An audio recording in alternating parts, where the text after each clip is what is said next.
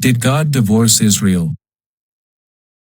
Welcome back, friends, to another inspiring episode here on our channel. Today, we embark on a journey through the pages of Scripture, exploring the profound love of God for His people. In this captivating video, we delve into the remarkable analogy of God as a faithful husband and His people as His beloved spouse. Join us as we uncover the depths of God's mercy, forgiveness, and relentless pursuit of His covenant people. Get ready to be amazed by the extraordinary stories from the prophets and the profound lessons they hold for us today. So, without further ado, let's dive into the fascinating world of God's unending love and discover how His grace triumphs over all. Let's get started.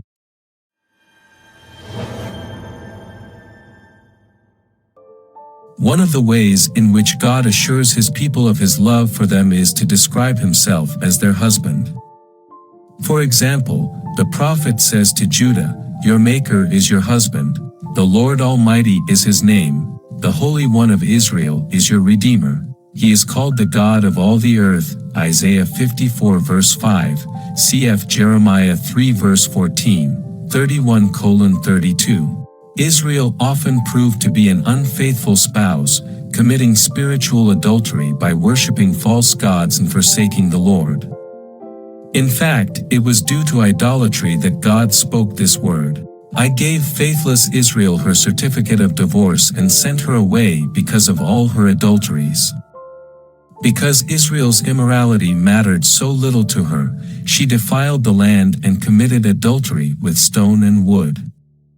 In spite of all this, her unfaithful sister Judah did not return to me with all her heart, but only in pretense. Jeremiah 3:8-10. In this passage, God warns Judah against making the same mistakes that Israel, their neighbors to the north, had made. In their idolatry, Israel had polluted the land and broken their covenant with God. Due to the enormity of their sin, God punished Israel, and He illustrates that punishment like this. He divorced Israel and sent them away, a reference to the Assyrian invasion, which resulted in Israel's removal from their homeland. See 2 Kings 17:5-7. Even given the example of Israel's divorce, Judah remained unfaithful, as if daring God to mete out a similar punishment on them. Having just cause, God, the faithful husband, divorced Israel, his unfaithful wife. To make matters worse, God had asked, if a man divorces his wife and she leaves him and marries another man, should he return to her again? Jeremiah 3 verse 1. The answer, according to the Mosaic law, was no. A man who had divorced his wife could not later remarry her. Deuteronomy 24:1-4. According to God's metaphor, Israel seems to be in a hopeless situation. She has been divorced by God, and, according to the law, she can never be accepted back. But then comes a surprising twist. God's mercy intervenes. "Return, faithless Israel, declares the Lord. I will frown on you no longer. For I am faithful, declares the Lord. I will not be angry forever." Jeremiah 3 verse 12. In the same passage in which God sets up a scenario of hopelessness for Israel, He invites His people to return to Him and promises that His anger will end. Could it be that God's love is stronger than His people's rebellion? The Lord doubles down on His invitation. "Return, faithless people, declares the Lord, for I am your husband. I will choose you and bring you to Zion." Jeremiah 3 verse 14. God promises to do what the Mosaic law could never do, restore the broken marriage. It was unthinkable that a human husband would take back his unfaithful wife, but God is greater than that.